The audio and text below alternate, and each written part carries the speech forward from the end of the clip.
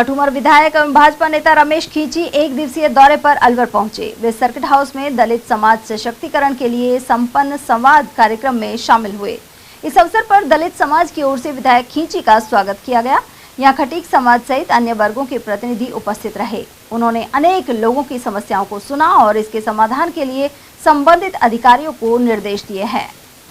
दलित समाज का सशक्ति समीकरण है, अब संवाद हो रहा है, आप समाज के बीच पहुंचे हैं, सर्किट हाउस में आप लोगों से मिल रहे हैं, क्या कहना चाहें? देखो, इसमें कोई संदेह नहीं। हम निश्चित रूप से इसी संवाद में आए कि हमारा 28 जनवरी से सत्र चालू।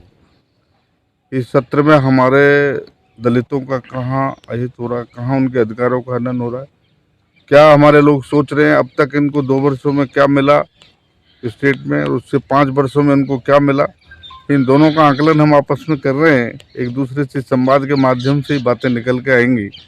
हमारा जो 2 वर्षों में हम दलितों के साथ जितना हमारी सरकार ने किया है, निश्चित रूप से ये इन सबको अपने आप में जानकारी है, उसी पर हम संवाद कर रहे हैं। और आने वाले टाइम में कैसे हमारे समाज का उत्थान और आगे बढ़ सके, प्रत्येक परिवार के कैसे रोजगार मिल सके, इसके लिए हम निश्चित रूप से उसी पर संवाद करने के लिए और उसी पर विचार विमर्श एक दूसरे के साथ करने के लिए मैं उपस्थित हुआ हूँ कि हमारा समाज का कल्याण हो, अनुसूचित जाति का अच्छा आगे बढ़े।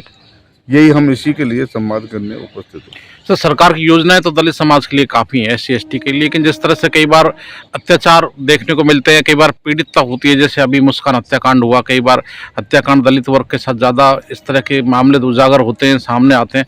आपको लगता है कि और इसमें कानूनी रूप से और सरकार को भी इसमें ज़्यादा एक्शन की जाता है?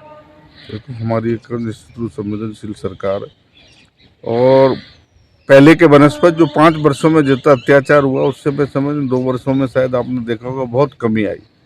फिर भी और कहाँ सुधारने की आवश्यकता है, उसमें सुधार करने के लिए इनके संवाद के माध्यम से यदि कोई बात मिली तो सरकार को निश्चित रूप से हम हमारे मुख्यमंत्री जी को, हमारे गृह मंत्री जी को